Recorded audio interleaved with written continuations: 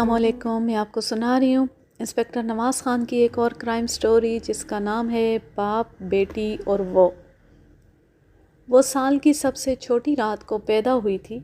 उसकी आंखें गहरी नीली थीं। उसके बाप का दावा था कि वो बड़ी मासूम और किस्मत वाली है, उससे दुश्मनी करने वाला कोई बदकिस्मत ही होगा। और फिर ऐसा ही हुआ। मुलजिम का दांतों से भंबोड़ा हुआ ज़ख़म वजूद मेरे सामने बेजान पड़ा था। बाप और बेटी की मोहब्बत एक अनमोल मोहब्बत है। इस मोहब्बत की जो शिद्दत मैंने रीटा और उसके डैडी में देखी कहीं नहीं थी। मैं उस ईसाई फैमिली को अच्छी तरह जानता था। अमृतसर में मेरी रिहाइश के करीब ही उन लोगों की कोठी थी। रीटा के वालिद डेविड जैक्सन एक पेपर मिल के मालिक थे। जवानी में उनका कारोबार ज़ोरों पर था, लाखों में खेलते थे। फिर बीवी मर गई, कारोबार से उनका दिल उचाट हो गया। उन्होंने अपनी तमाम तर तवज्जो और मोहब्बत का मरकज़ कमसिन रीटा को बना लिया। उन्होंने माँ बनकर उसकी परवरिश की और ज़िंदगी में उसे कोई कमी नहीं होने दी। अब रीटा एक 18 साला खूबरू दोशीज़ा थी। डेविड जैक्सन का कारोबार ख़त्म हो चुका था, मगर अब भी उनके पास इतनी दौलत थी कि ना सिर्फ रीटा बल्कि उसके होने वाले बच्चे भी आराम व आसाइश की ज़िंदगी गुजार सकते थे। मेरे सरकारी क्वार्टर से कोई 2.5 फरलॉन्ग दूर कुशादा सड़क पर उनकी शानदार 2 मंजिला कोठी थी। उस कोठी में डेविड साहब अपने बूढ़े हिंदू मुलाजिम गंगू, बेटी रीटा और एक सफ़ेद कुत्ते के साथ खामोशी और सुकून की ज़िंदगी बसर कर रहे थे। जब मैं उनकी कोठी के सामने से गुज़रता तो कभी कभार अंदर से पियानो बजने की खूबसूरत आवाज़ आती। मुझे मालूम था ये पियानो डेविड साहब की बेटी बजाती है और वो घंटों बैठकर सुनते रहते हैं। फ़ारिग वक्त में ये डेविड साहब का महबूब मशगला था। यह सितंबर सन 1942 का वाक़या है। शायद सितंबर का आखिरी हफ्ता था। रात के कोई 10 बजे थे। मेरा नया एएसआई मुश्ताक चौधरी कमरे में दाखिल हुआ। वो उस रात मामूल के गश्त पर था। उसने मुझे बताया कि बाग रामानंद से उसने एक मशकूक लड़की पकड़ी है, शायद घर से भागी हुई है। मैं एएसआई के साथ दूसरे कमरे में पहुंचा। मेरे सामने रीटा खड़ी थी। उसने स्कर्ट पहन रखा था, पाँव में लंबी जुराबें थीं और बाल खूबसूरत रिबन में बंधे हुए थे। वो खासी परेशान नज़र आ रही थी। मैंने हैरान होकर एएसआई से कहा, अरे भाई, ये तो अपने डेविड साहब की साहबजादी है, तुमने कहाँ से धर लिया? अब रीटा की आंखों में बाकायदा आंसू तैर रहे थे। उसने कहा, अंकल, आपका ये एएसआई निरा जानवर है, बिल्कुल तमीज़ नहीं है ऐसे। मैंने बहुत कहा लेकिन ज़बरदस्ती मुझे ले आया। इस मामले पर मेरा हैरान होना लाजमी था। मैंने एएसआई को बाहर जाने का इशारा किया, फिर रीटा को कुर्सी पर बिठाया और जेब से रुमाल निकाल कर दिया ताकि वो आंसू पोंछ सके। वो ज़रा पुरसकून हुई तो मैंने कहा, हाँ, अब बताओ क्या बात है? इतनी रात गए तुम बाग में क्या कर रही थी? रीटा की और मेरी उम्र में बहुत ज़्यादा फ़र्क नहीं था, लेकिन मैं उसके वालिद का दोस्त भी था, लिहाजा वो मुझे अंकल ही कहती थी। कहने लगी, अंकल, हम कॉलेज की कुछ सहेलियों ने फ़िल्म देखने का प्रोग्राम बनाया था। टिकट नहीं मिले, इसलिए मजबूरन 9 से 12 का शो देखने का फ़ैसला किया। प्रोग्राम के मुताबिक मैं 8:30 बजे बाग में पहुंच गई, लेकिन उनमें से कोई भी नहीं आई। मैंने 9:30 बजे तक वेट किया और फिर वापस आने ही वाली थी कि आपके महाशय एएसआई साहब पहुंच गए और कहने लगे, यहाँ बेंच पर बैठी क्या कर रही हो, चलो थाने। मैंने बहुत समझाया, लेकिन वो तो किसी को पहचानता ही नहीं। मैंने माजरत करते हुए कहा, सॉरी रीटा, नया आया है, वरना तुम्हें परेशानी ना होती। मैं अभी उससे कहता हूँ कि तुमसे माजरत करे। बस अंकल, माजरत की ज़रूरत नहीं, मैं फ़ौरन घर जाना चाहती हूँ। पापा जानी बहुत परेशान होंगे। कहो तो मैं छोड़ आता हूँ। वो जल्दी से उठते हुए बोली, ओह नो, मैं ख़ुद चली जाऊँगी। मेरे कहने पर ऐसा ही एक ऑटो रिक्शा ले आया और रीटा उस पर बैठकर चली गई, लेकिन मैं उसकी तरफ से शक में मुब्तला हो गया। उसकी कही हुई बात पर मुझे कुछ यकीन नहीं आ रहा था। नौजवान लड़कियों का मिलकर रात को आखिरी शो देखना कोई मामूली बात नहीं थी, और अगर फ़र्ज़े महाल ऐसा था भी तो फिर उसकी सहेलियां पहुंची क्यों नहीं थीं? सारी नहीं, एक आध सहेली तो आती। और एएसआई का कहना था कि जब उसने देखा तो वो अकेली बेंच पर बैठी थी। बाग करीबन खाली हो चुका था और 1-2 आवारा लड़के भी उसके आजू बाजू घूम रहे थे। मुझे शक गुजरा कि वो किसी से मोहब्बत वगैरह के चक्कर में पड़ गई है, शायद वहाँ बैठे अपने बॉयफ्रेंड का इंतज़ार कर रही थी। ویسے کرسچین ہونے کے باوجود ریٹا زیادہ آزاد خیال لڑکی نہیں تھی۔ میں اسے 2-3 سال سے اچھی طرح جانتا تھا۔ وہ ایک ذہین، لائق اور پختہ ذہن کی مالک طالبہ تھی۔ حال ہی میں اس نے بڑے اچھے نمبروں سے انٹر کیا تھا اور اب پرائیویٹ طور پر BSc کرنے کا ارادہ رکھتی تھی۔ کالج میں داخلہ اس لیے نہیں لے سکی تھی کہ انہی دنوں اس کے والد یعنی ڈیوڈ صاحب سخت بیمار ہو گئے تھے۔ انہیں معدے کا السر تھا۔ وہ اسپتال میں داخل ہوئے۔ وہاں ان کے 2 آپریشن ہوئے اور وہ کوئی 2.5 ماہ بستر تک محدود رہے۔ ریٹا کا کردار اور خاص طور پر باپ سے اس کا والہانہ پیار دیکھتے ہوئے مجھے یقین نہیں آ رہا تھا کہ وہ کسی ایسے چکر میں پڑ سکتی ہے، لیکن کچھ بھی تھا۔ بہرحال وہ جوان تھی اور جوانی کے اس مرحلے میں تھی جہاں لڑکی یا لڑکا کتنا بھی پارسا ہو، ان کے سوچنے کا انداز بدل جاتا ہے۔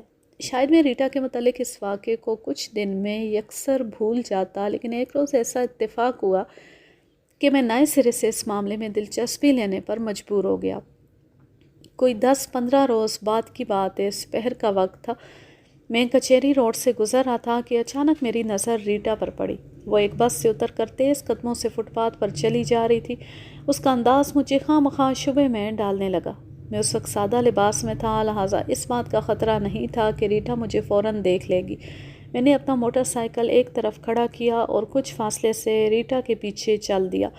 وہ کوئی 2 فرلانگ چل کر ایک ایرانی ریسٹورنٹ کے سامنے رکی۔ یہ ایک فیشنیبل ریسٹورنٹ تھا۔ کار پارکنگ میں ایک سرخ رنگ کی کار کے پاس ایک دراز قد شخص کھڑا تھا۔ اس کی عمر 28-30 سال کے قریب تھی۔ چوڑے شانے، مضبوط جسم اور سرخ و سفید رنگت۔ وہ ایک وجیح مرد تھا۔ ریٹا کی طرف دیکھتے ہی وہ مسکرایا، پھر دونوں باتیں کرتے ہوئے تیزی سے اندر چلے گئے۔ میرا شک اب یقین میں بدل چکا تھا۔ ریٹا عشق و محبت کے چکر میں پھنسی ہوئی تھی، لیکن زیادہ حیرت کی بات یہ تھی کہ اس کا بوائے فرینڈ اس سے کم از کم 12 سال بڑا تھا۔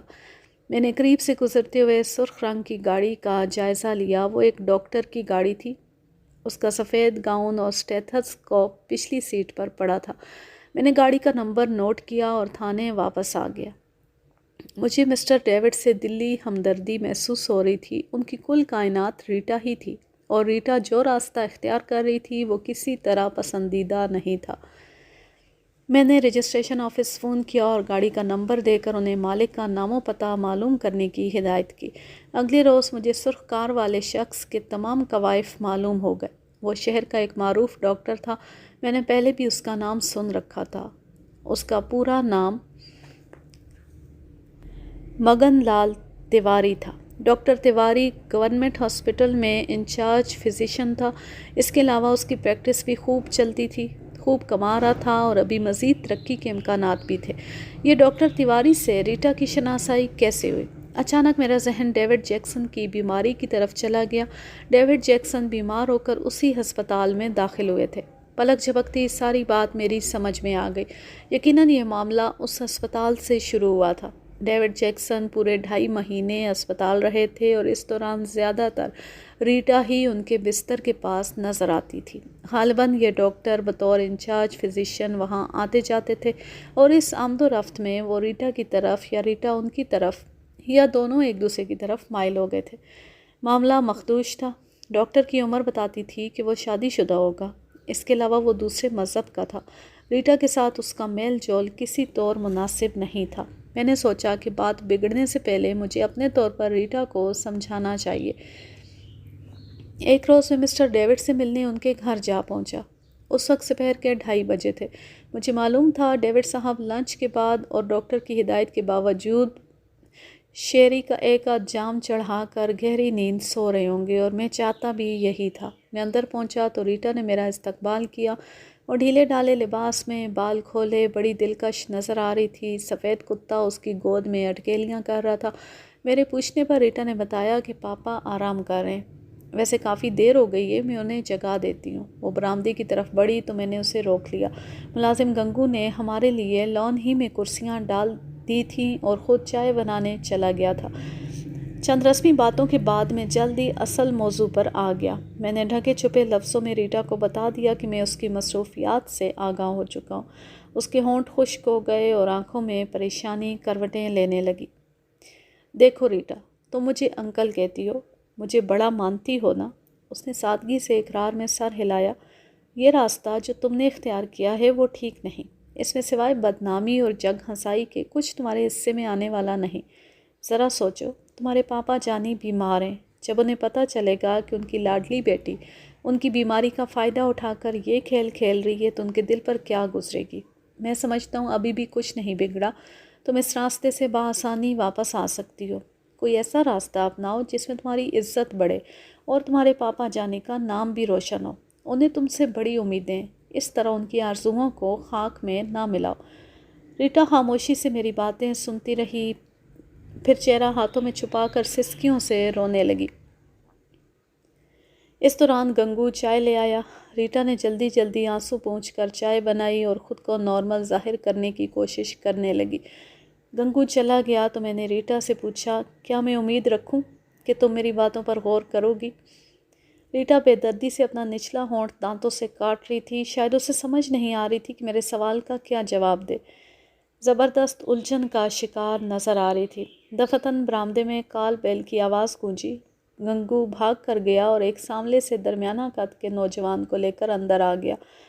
نوجوان نے چیک دار بوشرٹ اور سفید پتلون پہن رکھی تھی، آنکھوں پر سیاہ چشمہ تھا۔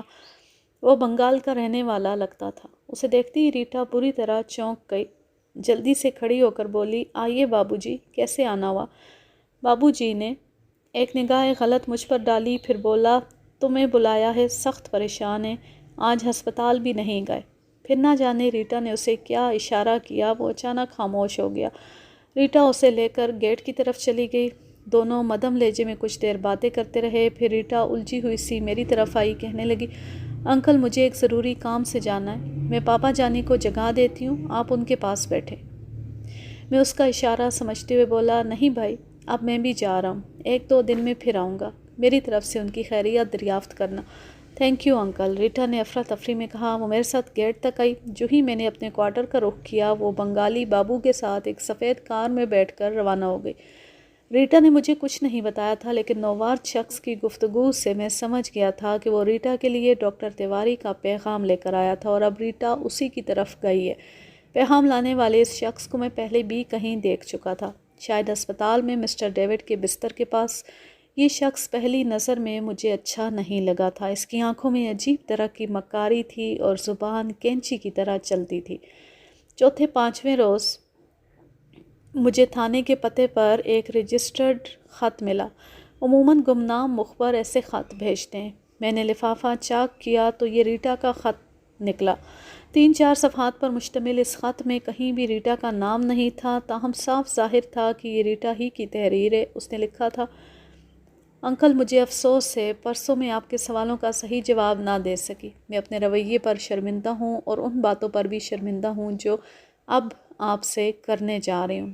پتہ نہیں مجھے ایسی باتیں آپ کو لکھنی چاہیے یا نہیں، لیکن کیا کروں؟ کوئی ایسا ہمدرد بھی تو نظر نہیں آتا جس سے دل کا حال بیان کر سکوں اور جو مجھے صحیح مشورہ دے سکے۔ ایک دوست انکل کی حیثیت سے میں سب کچھ آپ کو بتا دینا چاہتی ہوں۔ انکل، میں نے ڈاکٹر تیواری کو سب سے پہلے پاپا جانی کے سرہانے ان سے باتیں کرتے دیکھا تھا۔ میں ان کی شخصیت سے بے حد متاثر بلکہ مرعوب ہو گئی۔ آنے والے دنوں میں پسندیدگی کا یہ احساس بڑھتا گیا، لیکن یہ احساس صرف پسندیدگی تک ہی محدود تھا۔ پھر پاپا جانی کا پہلا آپریشن ہوا۔ بھاگ دوڑ کے ان دنوں میں ڈاکٹر تیواری نے ہر طرح سے ہماری مدد کی اور اپنے خلوص سے ہم لوگوں کے دل جیت لیے۔ بعد میں پاپا جانی کا دوسرا آپریشن کرنا پڑا۔ ان دنوں ہماری پریشانی عروج پر پہنچ چکی تھی، کچھ سمجھ نہیں آتی تھی کیا کریں۔ کچھ عزیزوں کا خیال تھا کہ یہاں علاج ٹھیک نہیں ہو رہا، پاپا جانی کو دوسرے ہسپتال شفٹ کیا جائے۔ کچھ کا خیال تھا کہ بیرون ملک لے جایا جائے۔ کچھ کہتے تھے کہ آپریشن کی ضرورت ہی نہیں، گھر میں 4 دن کھا پی کر بالکل ٹھیک ہو جائیں گے۔ پریشانی اور کشمکش کے اس دور میں ڈاکٹر تیواری نے قدم قدم پر میرا ساتھ دیا، اپنے گھر کے ذاتی فرد کی طرح پاپا کی دیکھ بھال کی۔ ہم دونوں بتدریج ایک دوسرے کے قریب آ گئے۔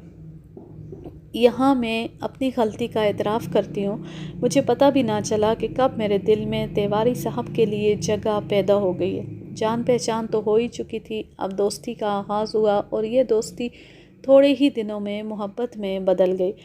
پاپا جانی ہسپتال سے فارغ ہو گئے، لیکن ڈاکٹر تیواری سے ان کا دل کچھ ایسا لگا کہ انہوں نے ڈاکٹر تیواری کو اپنا مستقل فیملی ڈاکٹر بنا لیا۔ ڈاکٹر تیواری وقتاً فوقتاً ہمارے گھر آنے لگے۔ ہم دونوں جانتے تھے کہ ہم ایک دوسرے سے محبت کرتے ہیں، لیکن اظہار تک نوبت نہیں آئی تھی اور شاید کبھی نہ آتی، کیونکہ تیواری اس قدر شریف النفس ہیں کہ شاید آپ گمان بھی نہیں کر سکتے۔ ان کی شائستگی ان کے جذبے پر ہر وقت حاوی رہتی ہے۔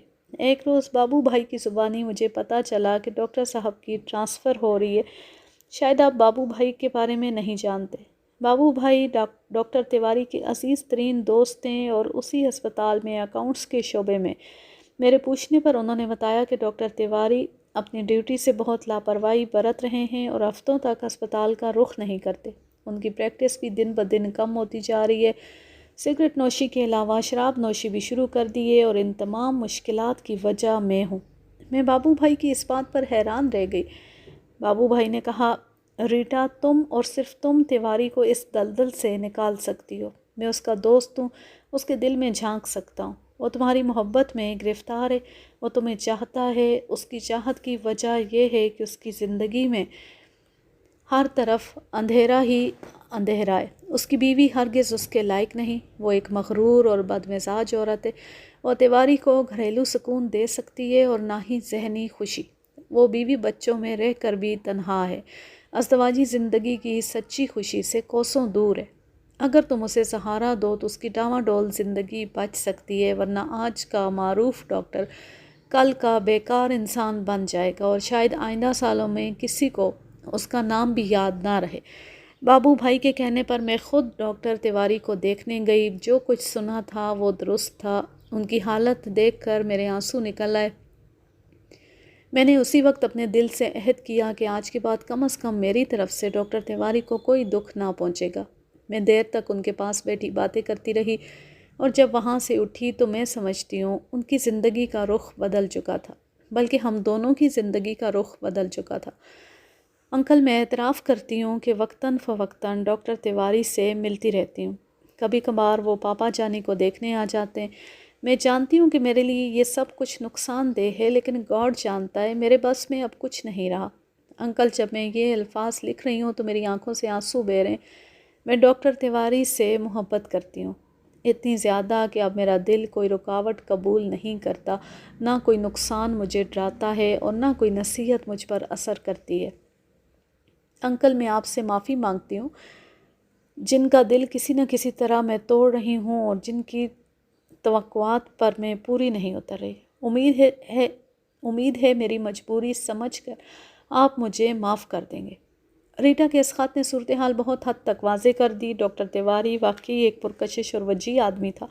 ایسے لوگوں کے لیے صنف نازک کے دل میں گھر کرنا چنداں مشکل نہیں ہوتا، لیکن اپنے تیر نظر کے لیے اس نے جو شکار منتخب کیا تھا وہ کسی طور مناسب نہیں تھا۔ 18-19 برس کی ایک ادھ کھلی کلی، جس کی آنکھوں میں مستقبل کے سہانے خواب تھے، جس نے ابھی زندگی کے میدان میں کئی مارکے سر کرنے تھے اور جو ایک بوڑھے باپ کی واحد محبت تھی۔ بہرحال اس خط سے مجھے یہ بھی اندازہ ہو گیا کہ مسٹر ڈیوڈ اس معاملے سے بالکل ہی بے خبر نہیں ہے۔ ان جیسا جہاں دیدہ آدمی بے خبر رہ بھی نہیں سکتا تھا۔ یقیناً یہ ریٹا سے ان کی شدید اور غیر مشروط محبت تھی جو انہیں چپ رہنے پر مجبور کر رہی تھی۔ ایک طرح سے یہ سیسائی فیملی کا ذاتی معاملہ بن جاتا تھا اور کسی طرح بھی قابل دست اندازی پولیس نہیں تھا۔ میں نے اس بارے میں ایک روز مسٹر ڈیوڈ سے سرسری سی بات کی، لیکن جب اندازہ ہوا کہ وہ اس موضوع کو چھیڑنا نہیں چاہتے تو مکمل خاموشی اختیار کر لی۔ مجھے اس معاملے سے کہیں زیادہ ضروری معاملات درپیش تھے، لہٰذا میرا دھیان پھر کئی ہفتوں تک ریٹا اور مسٹر ڈیوڈ کی طرف نہیں گیا۔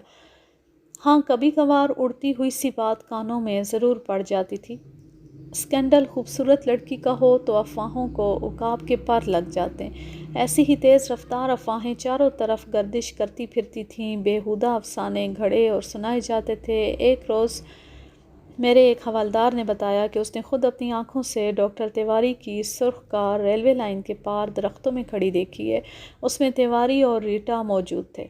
جب کچھ لڑکے کار کی طرف گئے تو تیواری کار چلا کر چلا گیا۔ چند دن بعد میرے ایک مخبر نے بتایا کہ اس نے آدھی رات کے وقت تیواری صاحب کو دیکھا۔ وہ ریٹا کو سہارا دے کر اپنی کار سے باہر نکال رہے تھے۔ پھر وہ اسے سہارا دے کر اس کے گیٹ تک چھوڑ گئے۔ ریٹا سے چلا نہیں جا رہا تھا، وہ بڑی مشکل سے قدم اٹھا رہی تھی۔ ایسی ہی بے شمار الٹ پلٹ باتیں سننے میں آ رہی تھیں۔ وہ برسات کے دن تھے۔ ایک روز میں دوستی کے رشتے سے مجبور ہو کر مسٹر ڈیوڈ کے گھر پہنچا۔ انہوں نے حسب معمول بستر پر لیٹے لیٹے نہایت خندہ پیشانی سے میرا استقبال کیا۔ میری نگاہیں شرمندگی سے جھکی ہوئی تھیں، لیکن ان کے چہرے پر خجالت کے کوئی آثار نظر نہیں آتے تھے، نہ ہی ان کے لہجے سے کسی پشیمانی کا پتہ چلتا تھا۔ کوئی اور انہیں اس حالت میں دیکھتا تو سمجھتا کہ وہ بالکل نارمل ہیں اور اپنے افسوسناک حالات پر انہیں کسی قسم کا دکھ نہیں، لیکن میں اچھی طرح جانتا تھا، مجھے معلوم تھا وہ بہت گہرے انسان ہیں۔ ان کا دل سمندر کی طرح ہے۔ انہوں نے حسب معمول ریٹا کو آواز دی، ریٹو دیکھو یہ کون آیا ہے۔ ان کی آواز سن کر ریٹا ایک نیپکن سے ہاتھ صاف کرتی دروازے پر نمودار ہوئی۔ مجھے دیکھ کر ایک لمحے کو ٹھٹکی، پھر ہیلو انکل کہہ کر مسکراتی ہوئی ہمارے پاس بیٹھ گئی۔ وہ شاید باورچی خانے میں مصروف تھی۔ ماتھے پر پسینہ تھا، ہاتھوں پر سفیدہ لگا ہوا تھا۔ ڈیوڈ صاحب چاہتے تو ایک چھوڑ 10 نوکر رکھ سکتے تھے، لیکن گنگو کے سوا ان کے گھر میں کبھی کوئی ملازم نہیں آیا۔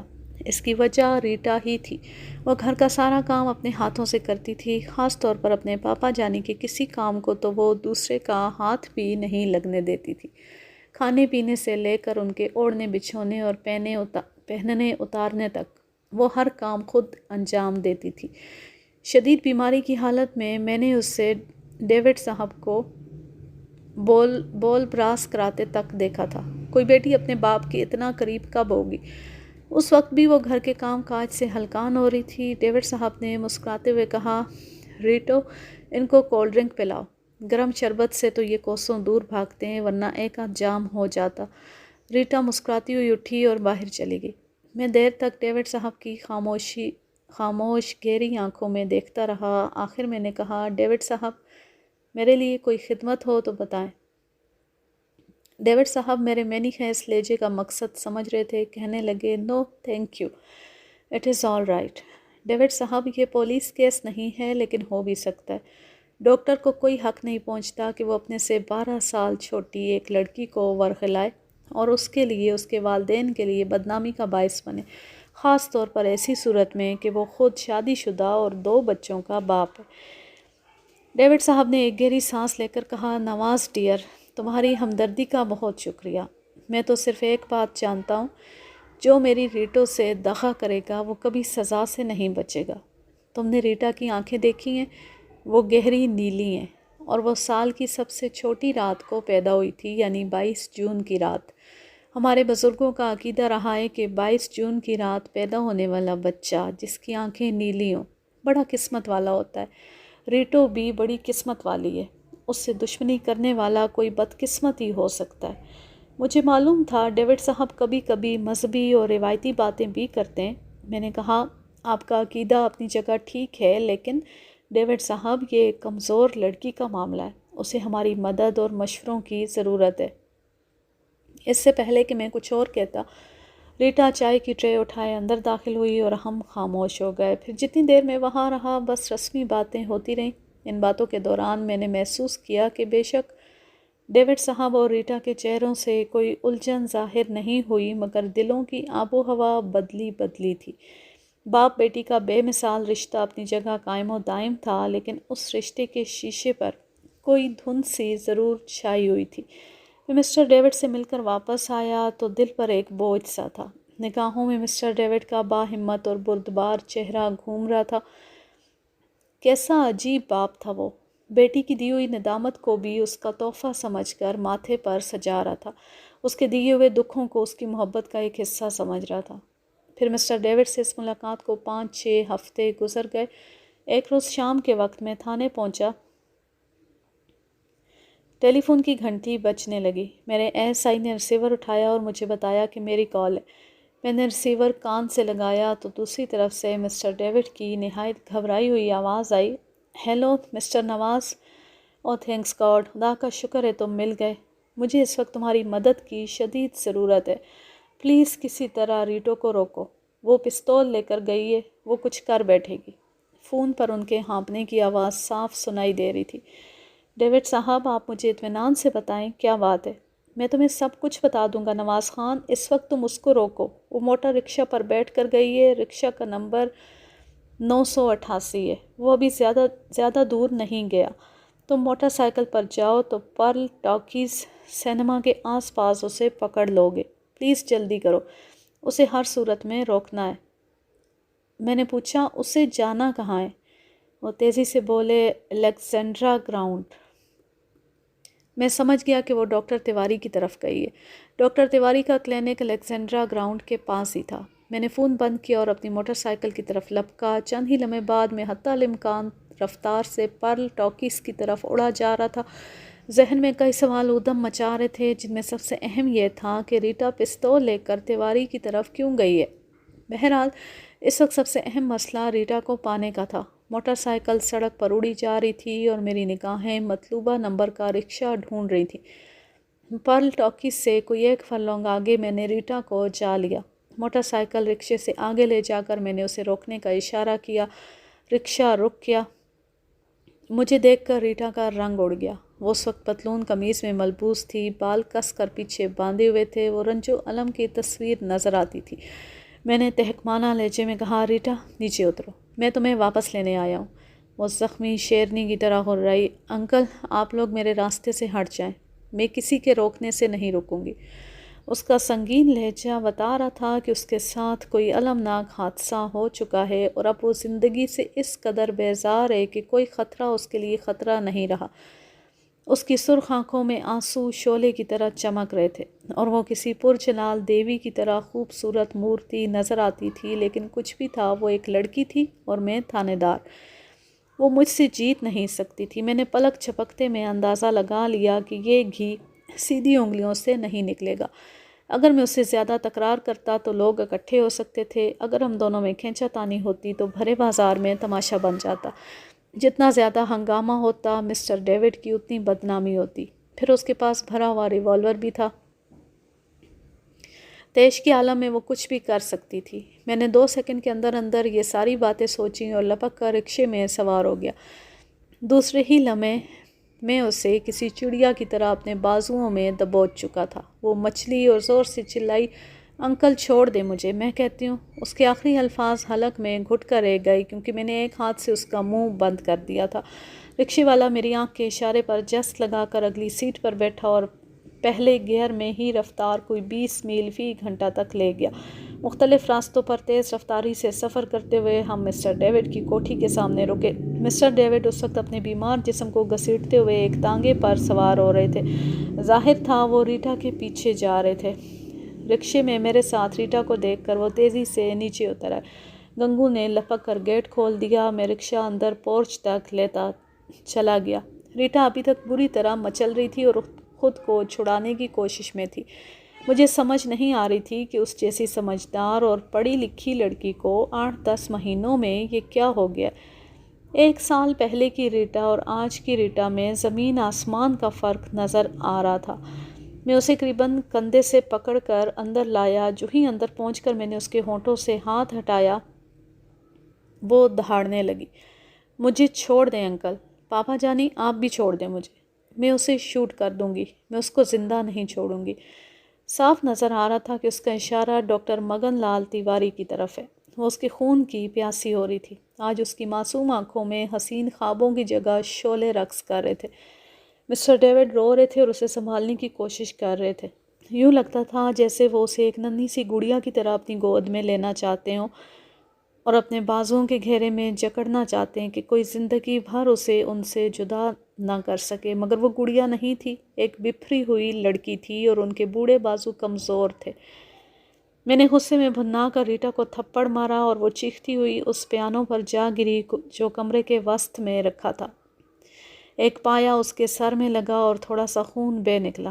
وہ جیسے نڈھال سی ہو گئی۔ میں اسے کندھے پر اٹھا کر اس کے کمرے میں لے آیا۔ مسیری پر لٹایا تو وہ تکیے میں سر چھپا کر پھوٹ پھوٹ کر رونے لگی۔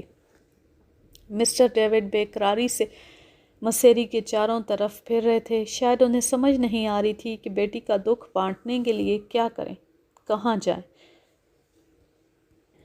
میں نے ڈیوڈ صاحب کے کندھے پر ہاتھ رکھا اور انہیں لے کر کمرے سے باہر آ گیا۔ یہ لیجیے ریٹا کا پستول، اور بہتر ہے کہ فی الحال اسے اس کے حال پر رہنے دیا جائے۔ غصہ اتر گیا تو وہ ہماری بات سنے گی اور اپنی سنائے گی بھی۔ ابھی کچھ کہنا سننا فضول ہے، لیکن ایک بات یاد رکھیے، اس کے کمرے کو باہر سے کنڈی ضرور لگا دیجیے، یہ نہ ہو پھر کوئی مصیبت پڑ جائے۔ اور میں تھانے ہی میں ہوں، کوئی مسئلہ ہو تو فوراً مجھے کال کر دیجیے، باقی صبح تفصیل سے بات کریں گے۔ ڈیوڈ صاحب نے ایک صوفے پر ڈھیر ہوتے ہوئے کہا، نہیں نواز خان، تھانے مت جاؤ، میرا دل گھبرا رہا ہے، یہیں میرے پاس بیٹھو، مجھے اکیلا مت چھوڑو۔ ڈیوڈ صاحب کی حالت واقعی قابل رحم تھی۔ میں نے اسی کمرے سے تھانے میں اپنے ASI کو ٹیلی فون کر دیا کہ میں مسٹر ڈیوڈ کی کوٹھی میں ہوں، اگر کوئی ضروری کام ہو تو مجھے رنگ کر لینا۔ ریٹا کے کمرے میں اب خاموشی تھی۔ میں نے دبے پاؤں جا کر شیشے سے جھانکا، وہ نڈھال سی پڑی تھی، آنکھیں بند تھیں۔ میں نے آہستگی سے کمرے کے دروازے کو باہر سے مقفل کر دیا۔ تب میں ڈیوڈ صاحب کے پاس آ بیٹھا۔ گنگو گرم چائے ہمارے سامنے رکھ گیا۔ میرے کچھ پوچھنے سے پہلے ہی ڈیوڈ صاحب نے سگریٹ کا کش لگاتے ہوئے کہا، نواز خان، وہی ہوا جس کا خطرہ تھا۔ ڈاکٹر تیواری غلط آدمی نکلا۔ غلط سے آپ کا کیا مطلب ہے؟ وہ شیطان ریٹو کے معصوم دل سے کھیلتا رہا اور جب جی بھر گیا تو دوسری عورتوں کے پیچھے بھاگنے لگا۔ وہ کلی کلی منڈلانے والا بھنورائے میری ریٹو اس بدذات کی فطرت کو نہ سمجھ سکی۔ یہ آپ کیا کہہ رہے ہیں؟ ٹھیک کہہ رہا ہوں۔ ڈاکٹر تیواری اب ریٹو کو اگنور کر رہا ہے، وہ اس کے نازک دل پر اپنی بے رخی کے چرکے لگا رہا ہے۔ میں حالات کا یہ رخ کئی دن پہلے دیکھ چکا تھا۔ اپنے طور پر میں ریٹو کو سمجھانے کی کوشش کرتا رہا ہوں، لیکن وہ پگلی اپنے دل کے ہاتھوں مجبور تھی، جھوٹی آس اور امید کی ڈوروں سے بندھی ہوئی تھی۔ کل اس کے صبر کا پیمانہ لبریز ہو گیا۔ اس نے کالج سے آتے ہوئے ڈاکٹر تیواری کو ایک لڑکی کے ساتھ کار میں جاتے ہوئے دیکھا۔ وہ آنکھ بھگولا گھر پہنچی۔ اس نے بنگالی کو ٹیلی فون کیا، وہی بنگالی جسے سب بابو بابو کہتے ہیں۔ جس وقت وہ غصے میں بھری ہوئی بابو کو ٹیلی فون کر رہی تھی، میں ساتھ والے کمرے میں موجود تھا۔ ریٹو کا خیال تھا کہ میں سو رہا ہوں، لیکن میری ریٹو انگاروں پر لوٹ رہی تھی تو میں کیسے سو سکتا تھا؟ میں جاگ رہا تھا۔ میں نے ریٹو اور بابو کی باتیں سن لیں۔ ریٹو اس سے پوچھ رہی تھی کہ آج دوپہر ڈاکٹر کے ساتھ کار میں جانے والی لڑکی کون تھی۔ جواب میں بابو اسے ٹالنے کی کوشش کر رہا تھا، پھر دونوں غصے میں بولنے لگے۔ ریٹو بولی، میں جانتی ہوں وہ کیا کرتا پھر رہا ہے، میں نے بہت باتیں سنی ہیں اور سن رہی ہوں، تم لوگ جو کچھ کر رہے ہو اچھا نہیں کر رہے ہو۔ ریٹو کی تلخ باتوں کے جواب میں بابو نے شاید اسے کسی برے نام سے پکارا تھا۔ وہ چلا کر بولی، آوارہ میں نہیں تم ہو، دغا بازی بھی تم لوگوں کے حصے میں آئی ہے، تم نے قدم قدم پر مجھے دھوکہ دیا۔ دوسری طرف بابو نے رابطہ کاٹ دیا تھا۔ ریٹو کچھ دیر خود ہی چیخ چلا کر چپ ہو گئی۔ آج صبح سے وہ اپنے کمرے میں بند تھی، نہ کچھ کھایا پیا، نہ کسی سے بات کی۔ مجھے اندازہ ہو رہا تھا کہ یہ خاموشی کسی طوفان کا پیش خیمہ ہے۔ آخر وہی ہوا جس کا ڈر تھا۔ وہ پستول لے کر غصے میں بپھری ہوئی نکلی اور ڈاکٹر تیواری کی طرف روانہ ہو گئی۔ وہ میری بیٹی ہے، میں اس کے چہرے سے بھانپ لیتا ہوں کہ اس کے ارادے کیا ہیں۔ میں نے اسے روکنے کی بہت کوشش کی لیکن کامیاب نہ ہوا۔ آخر میں نے تمہیں ٹیلی فون کر دیا۔ مجھے ڈاکٹر تیواری پر رہ رہ کر غصہ آ رہا تھا اور اس سے بھی زیادہ غصہ اس بنگالی بابو پر آ رہا تھا۔ واقعات سے صاف ظاہر ہوتا تھا کہ بابو نامی یہ شخص ڈاکٹر کے دست راست کا کردار ادا کر رہا ہے۔ ایک طرح سے ریٹا کو پھنسانے کا کام بھی اسی نے کیا تھا۔ اس نے اپنی باتوں سے ریٹا کے دل میں ڈاکٹر کے لیے ہمدردی پیدا کی اور بعد ازاں ان کے معاملے کو آگے بڑھانے میں ہر طرح کی مدد کی۔ اب یہی بنگالی بابو ریٹا کی بات سننے کا روادار نہیں تھا۔ میں نے دل میں فیصلہ کیا کہ اس شخص کا مزاج ٹھکانے لگا کر رہوں گا، لیکن اس سے پہلے میں ڈاکٹر تیواری سے چند باتیں کرنا چاہتا تھا۔ میں نے ڈیوڈ صاحب سے اپنے ارادوں کا قطعاً ذکر نہیں کیا، مجھے خدشہ تھا کہ وہ مجھے روک دیں گے۔ میں ان کے پاس بیٹھا ادھر ادھر کی گفتگو کرتا رہا اور جب ریٹا اپنے کمرے میں گہری نیند سو گئی تو میں ڈیوڈ صاحب کی ڈھارس بندھا کر تھانے واپس آ گیا۔ اگلے روز دوپہر کے وقت میں اس ہسپتال جا پہنچا جہاں تیواری ملازم تھا۔ اس کا کمرہ دوسری منزل پر تھا۔ دروازے پر ڈاکٹر مگن لال تیواری کے نام کی پلیٹ لگی ہوئی تھی۔ نام کے نیچے اس کی ڈگریوں کی فہرست تھی۔ دہلیز پر ایک چوکیدار چوکس کھڑا تھا۔ میں وردی میں تھا، اسے جرأت نہیں ہوئی کہ مجھے روک سکے۔ میں دروازہ کھول کر دندناتا ہوا اندر چلا گیا۔ یہ ایک شاندار کمرہ تھا۔ ڈاکٹر تیواری کی کرسی خالی تھی. ہاں میز پر بابو ٹانگیں لٹکائے بیٹھا تھا اور ٹیلی فون پر کسی سے ہنس ہنس کر باتیں کر رہا تھا. میز پر ایک 2-2.5 سال کا بچہ اٹکھیلیوں میں مصروف تھا. حالانکہ اسپتال کے اس حصے میں بچوں کو لانے کی اجازت نہیں تھی، لیکن یہ قانون تو بیچارے عام لوگوں کے لیے تھا. تیواری جیسے ڈاکٹر صاحبان اور ان کے یاروں دوستوں پر اس قانون کا بھلا کیا اثر ہونا تھا؟ مجھے دیکھ کر بابو ذرا سا گھبرا گیا، جیسے کوئی چوری پکڑی گئی ہو. شاید وہ اسپتال کے خرچے پر لمبی لمبی کالیں کرنے کا عادی تھا. آج کے لیے بس اتنا ہی. اب میں لیتی ہوں آپ سے اجازت. جانے خوش رہیں، شاد و آباد رہیں، ہنستے مسکراتے رہیں. اللہ حافظ. اللہ نگہبان.